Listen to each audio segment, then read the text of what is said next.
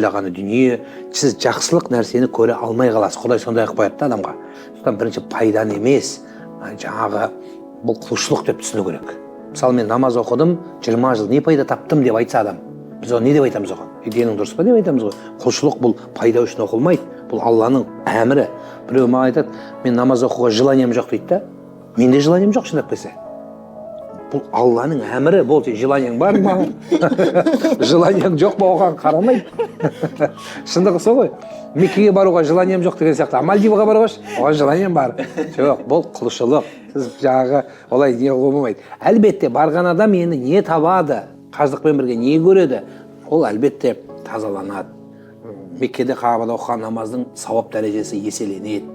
Дұғаларының бірден бір қабыл болатын мекені, соның ислам дінінің 5-ші қазығы, дүние мен ақыретті ойлайтын жер.